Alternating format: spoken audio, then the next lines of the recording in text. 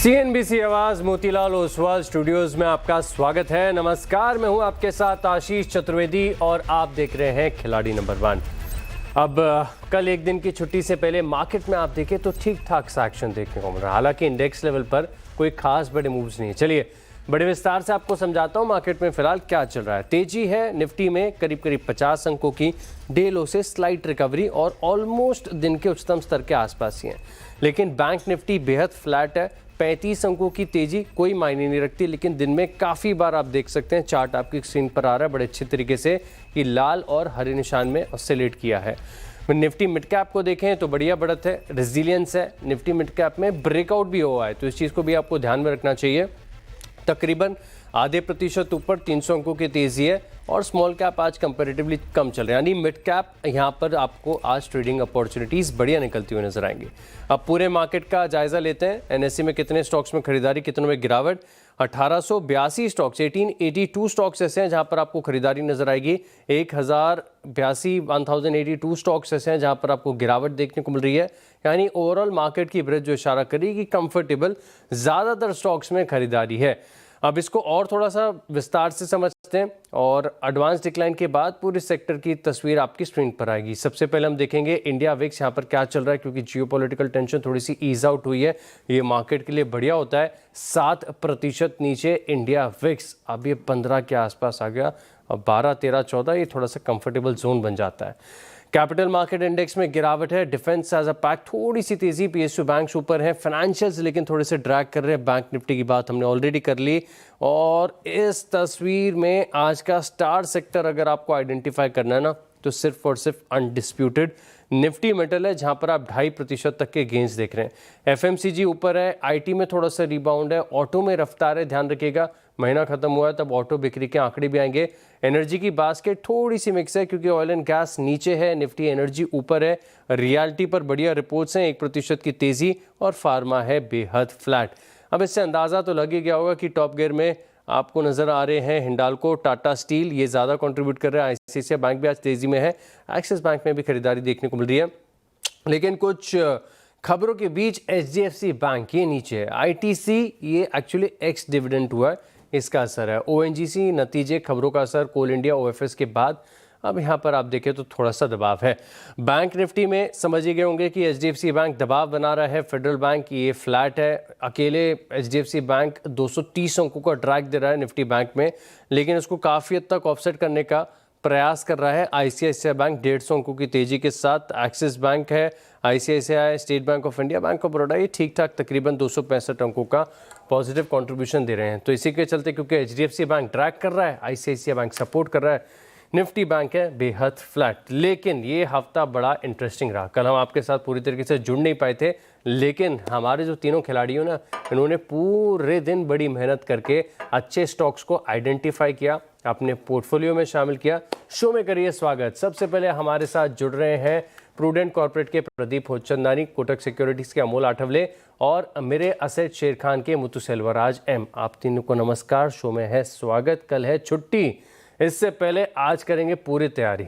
देखते हैं कि कल 3:30 बजे तक की परफॉर्मेंस आपकी क्या करे। कल दर्शक थोड़ा सा मिस कर गए इस चीज़ को, तो बड़े ध्यान से देखिएगा। और प्रदीप जी के पोर्टफोलियो में पेन है 3.7%, लेकिन ध्यान रखिए कल 3:30 तक का है। थोड़ी सी देर में अपडेटेड तस्वीर देखेंगे तो ये आंकड़ा थोड़ा सा बदला हुआ नजर आएगा।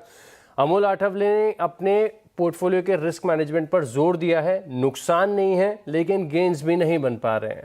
आधे प्रतिशत के आसपास के मूव्स हैं, लेकिन अब तक तो बाजी मार गए। अनडिस्प्यूटेड बहुत बड़ी लीड, बहुत बड़ा जंप ले लिया है मुतु सेल्वराज एम ने, ऑलमोस्ट 11% के गेंस के साथ। अब इस शो में फिलहाल देखें तो लीड करते हुए नजर आ रहे हैं। कॉन्ग्रेचुलेशन मुतु जी, अभी तक की परफॉर्मेंस आपकी बहुत ज़बरदस्त देखने को मिल रही है। अब एक काम करते हैं, पोर्टफोलियो की परफॉर्मेंस तो हमने देख ली, एक एक करके और थोड़ा सा विस्तार से जायजा लेते हैं किसके पोर्टफोलियो में क्या है, कितने विकल्प बन रहे हैं, खेल के नियम क्या सजेस्ट कर रहे हैं। तो सबसे पहले प्रदीप जी का पोर्टफोलियो देखते हैं। यहाँ पर थोड़ा सा पेन है, 3-3.5% तक का पोर्टफोलियो आएगा आपकी स्क्रीन पर। क्या क्या स्टॉक्स लिए इन्होंने, क्या आइडेंटिफाई किया। नोवामा वेल्थ होल्ड है, एक पोजीशन होल्ड है। एग्जिट यहाँ पर क्या कर लिया, फिनोलेक्स केबल्स किस भाव पर किया, सर अपडेट भी दीजिएगा। एफएल इंडस्ट्रीज है और एफएल इंडिया है, एफएल इंडिया माफ़ कीजिए, और साथ में लेके हिमाद्री केमिकल, ये स्टॉक तो बहुत बढ़िया चला है, यहाँ पर भी प्रॉफिट बुकिंग की है। सर फिनोलेक्स केबल क्या स्तरों पर आपने प्रॉफिट बुकिंग की? जी, फिनोलेक्स केबल मैंने कल एग्जिट किया था, जो कॉस्ट के करीबन 10 रुपए ऊपर। आज ये फर्दर ऊपर गया, पर ये मैंने कल एग्जिट किया था। और हिमाद्री केमिकल है वो आज सुबह मैंने एग्जिट किया। ठीक है, तो अभी तो आपके पास दो स्टॉक्स को ऐड करने का विकल्प है, पहला कौन सा होगा सर? जी, फिलहाल के लिए मैं एक ही स्टॉक ऐड करना चाहूंगा, और वो है computer age management system, CAMS, जिसका कोड है एनएससी। 792 के आसपास ये ट्रेड कर रहा है। ऊपर के लेवल से हमने करेक्शन देखा है, और 34 DMA का 3 दिन पहले ये सपोर्ट टेस्ट करके रिबाउंड हुआ है, और आज के सेशन में ये अर्ली चार्ट पे फ्रेश ब्रेकआउट कंफर्म कर रहा है। 769, 769 के स्टॉप लॉस से लेंगे इसको 860, 860 के टारगेट के लिए। 860 तक के टारगेट्स यहाँ पर देखने को मिल सकते हैं। CAMS beat and down stock है, प्रयास कर रहा है तेजी का, 2.5% ऊपर है, फोकस रखेंगे यहाँ पर। वैसे तो सर आपने ऑलरेडी हमें इंडिकेट कर दिया है कि एक ही स्टॉक आप फिलहाल के लिए ऐड कर रहे हैं, लेकिन बताना मेरा काम है। दो स्टॉक्स की जगह आपके पोर्टफोलियो में, अगर जब तक हम दूसरे एक्सपर्ट से बात करते हैं कोई स्टॉक आइडेंटिफाई हो जाए तो मुझे बता दीजिएगा। अमूल जी के पास चलते हैं, उससे पहले इनके पोर्टफोलियो का रिव्यू। पोर्टफोलियो में कुछ खास नहीं, फ्लैट है बिल्कुल, नुकसान नहीं हुआ, ये बढ़िया बात है। टाटा स्टील अच्छा स्टॉक आइडेंटिफाई किया, आज मेटल्स चले भी हैं। रेडिंगटन यहाँ पर प्रॉफिट बुकिंग कर ली, और थर्मैक्स यहाँ पर इसको एग्जिट कर लिया। थर्मैक्स क्या कर रहा है, सुबह तक तो तेज था, 3% ऊपर है। सर थर्मैक्स में मुनाफा किया आपने? नहीं, वो ट्रेल स्टॉप लॉस ट्रिगर हो गया था आशीष जी, वो हम्म। इंट्रा हिसाब से, और आज गैप अप हो गया था 4%। हाँ, तो दर्शकों को एक बात बताऊं कि ये जो रिस्क मैनेजमेंट इनकी तरफ से है ना, कि पोर्टफोलियो में नुकसान क्यों नहीं है, इनकी स्ट्रैटेजी है स्टॉप लॉसेस को ट्रेल कर रहे हैं। ये डिफिकल्ट होता है एग्जीक्यूट करने के लिए रियल ट्रेडिंग में, लेकिन अगर आप इसे अपनाना शुरू कर देना तो आपके जो प्रॉफिटेबल ट्रेड्स हैं इसकी संख्या थोड़ी सी बढ़ जाएगी, नुकसान होने की संभावना कम है। क्योंकि कई बार ऐसा होता है कि स्टॉक और ट्रेड आपका मुनाफे में चल रहा है, लालच तो मार्केट का एसेंस है, अब ऐसे में होल्ड करते जाते हैं और फिर वो आपके भाव के भी नीचे आ जाता है। इस चीज़ को प्रोटेक्ट करते हैं, एग्जीक्यूट करने में थोड़ा सा डिफिकल्ट है, लेकिन स्ट्रैटेजी बहुत बढ़िया। अमूल जी, सो फार सो गुड, पोर्टफोलियो के लिए आज से जगह बनी है दो स्टॉक्स की, कौन सा करेंगे सर ऐड? केपीआई कल्पतरु पावर के साथ जाना चाहूंगा। पोजिशनल पॉइंट ऑफ व्यू से देख रहा हूँ, 1280 के आसपास चल रहा है। पोजिशनली टारगेट निकल के आ रहे हैं 1350 के, स्टॉप लॉस रहेगा उसका 1260 का। हालांकि आज ऊपरी लेवल पे दबाव स्टॉक में देखने को मिला है, बट पोजिशनल सेटअप अगर मैं देखता हूं तो अभी भी पॉजिटिव है। हायर बॉटम फॉर्मेशन है, 20 डे सिंपल मूविंग एवरेज के ऊपर स्टॉक ट्रेड होता हुआ देखने को मिला है। अगर यहाँ पे रिवर्सल आता है तो एक प्रॉमिसिंग अपट्रेंड रैली आने के चांसेस चार्ट्स पे दिख के आ रहे हैं। ये भी क्या है, मिडिल ईस्ट सेंसिटिव स्टॉक है। तकरीबन आप देखें तो इनकी 12% रेवेन्यू वेस्ट एशिया से आती है। अगर अभी कुछ आज या कल में आ जाए बड़ा, तो स्टॉक पर नज़र रख के चल सकते हैं। 1260 का स्टॉप लॉस बताया ना सर आपने, 1286 का भाव चल रहा है। जी जी जी आशीष, 1260। परफेक्ट, 1260 का स्टॉप लॉस, 1350 का टारगेट नोट कर लिया है मेरी टीम ने। अब बात करते हैं मुथु सेल्वराज एम से, और इनके पोर्टफोलियो को तो थोड़े विस्तार से बड़े ध्यान से देखना ही पड़ेगा। इतने कम समय में 10% के गेंस पोर्टफोलियो में बन जाए, इससे बेहतर कुछ नहीं हो सकता। अरे वाह, ट्रेडिंग भी कम कर रखी है, क्या कमाल कर लिया सर आपने ऐसा। स्टॉक तो आपके दोनों मुझे इंडिविजुअली देखने पड़ेंगे, एक एक करके इंट्राडे चार्ट स्क्रीन पर लेकर आता हूँ। हिंदुस्तान जिंक और एमवी फोटोवोल्टिक, यहाँ पर 1.5% ऊपर हिंदुस्तान जिंक है। एमवी ने क्या कर दिया ऐसा, एमवी ये 5% ऊपर, कैसे आइडेंटिफाई किया सर? ऑल टाइम हाई वाला स्टॉक है, ब्रेकआउट के बाद जबरदस्त तेजी पिछले 2 दिनों में एमवी फोटोवोल्टिक काफ़ी ज़्यादा बढ़ चुका है, कन्विक्शन के साथ ऐड किया। कितना मुनाफा किया आपने इन दोनों स्टॉक्स में, इसकी अपडेट दीजिए। और अब क्या और कन्विक्शन वाले ऐड जोड़ेंगे या फिर अब आराम करने का विचार है आपका? अभी फिलहाल एक स्टॉक मेरा नज़र में है, अदानी ग्रुप में से एक स्टॉक है Adani green. Adani green black flag pattern breakout करके ट्रेड करते हुए नजर आ रहा है डेली चार्ट्स पे, और शॉर्ट टर्म मूविंग एवरेज के ऊपर भी चल रहा है, सो सपोर्ट मिल रहा है। तो मेरा अपसाइड टारगेट रहेगा अदानी एनर्जी ग्रीन में 415 से 80 तक मेरा अपसाइड टारगेट होगा। स्टॉप लॉस होगा 1460 का। सर अपडेट तो दिया ही नहीं आपने, स्टॉक्स तो बता दिया अदानी ग्रीन, आप शर्मा क्यों रहे? इतनी अच्छी परफॉर्मेंस है आपकी 10% की, बताइए सर कैसे आइडेंटिफाई कर लिए इतने बढ़िया स्टॉक्स और कितना राइड किया? प्राइड से ओन करिए सर, मैं तो तारीफ कर रहा हूँ आपकी। Just minute sir. अच्छा सर, आ जाऊंगा मैं आपके पास, एक बार आप अपनी अपडेट तैयार। ME actually, sir, that also black pattern breakout yesterday during the session. That is why I thought कि जो previous जो hurdle breakout किया हुआ, तो वहाँ पे मैं फाइंड आउट किया कि स्टॉक और जा सकता है ऊपर। दैट इज वाई जो अपर साइड की टारगेट दिया 315 की, क्योंकि लास्ट 2-3 डेज से रैली दे रहे हैं और कैंडलस्टिक फॉर्मेशन में 3 सोल्जर का टारगेट दिया था आपने? फॉर्मेशन हो रहा है, तो अपसाइड बुलिश ट्रेंड कंटिन्यूएशन हो रहा है, तो वो हिसाब से मैं स्टॉक दिया। लेकिन मेरे को जो पेशेंस लेवल कम था रिगार्डिंग तो मैंने, क्योंकि वो सेटलमेंट था ना कल मंथली कॉन्ट्रैक्ट का, दैट इज व्हाई मैं एग्जिट कर दिया, otherwise I would have been hold that. बिल्कुल बिल्कुल, 315 का टारगेट दिया था ना आपने? Yes sir. 314 रुपये 90 पैसे आज का हाई है। क्या गजब की एक्यूरेसी दिखाई है सर आपने, मज़ा आ गया। चलिए, अब क्योंकि आपके पोर्टफोलियो में भी 2 स्टॉक्स को ऐड करने की जगह है, आपका तो ये हफ्ता बहुत बढ़िया चल रहा है सर, आपको तो एकदम फ्रंट फुट पर खेलना चाहिए। आप एक स्टॉक नहीं, आप 2 स्टॉक ऐड करिए। सर बताइए कौन सा स्टॉक? पहले previously I told you know that Adani green looking good. वो तो हो गया, पैटर्न ब्रेकआउट वो तो हो गया। दूसरा बताइए। सेकंड वन, आज जो मेटल इलेक्ट्रोकॉस्ट स्टॉक्स सब रैली दे रहे हैं, लाइक ग्राफाइट, HEG, रिम, तो तीनों में से एक स्टॉक में चूज कर रहा हूँ। रिम करंटली 415 चल रहा है, that also bullish pattern formation में ट्रेड करते हुए नजर आ रहा है। RHI मैग्नेसिटा, माफ कीजिएगा मैं रोक रहा हूँ, लेकिन रिम है ना, दर्शक भी नहीं समझ पाएंगे, मेरी टीम भी पूछ रही है कौन सा स्टॉक है। इसका नाम है RHI मैग्नेसिटा, इस पर आप रखिएगा फोकस। MNC कंपनी है, 415 रुपए का भाव है। अब बताइए सर टारगेट और स्टॉप लॉस। हाँ, स्विंग लो से पॉजिटिव ट्रेंड में ट्रेड करते हुए नजर आ रहा है, तो मेरा अपसाइड का टारगेट रहेगा 450 का, और स्टॉप लॉस होगा 405 का। 405 का स्टॉप लॉस, 450 के टारगेट। अमोल जी क्या विचार है सर दूसरे स्टॉक के लिए? वेट करना चाहेंगे आशीष जी, सेकंड हाफ में फोकस मेटल स्टॉक्स के ऊपर।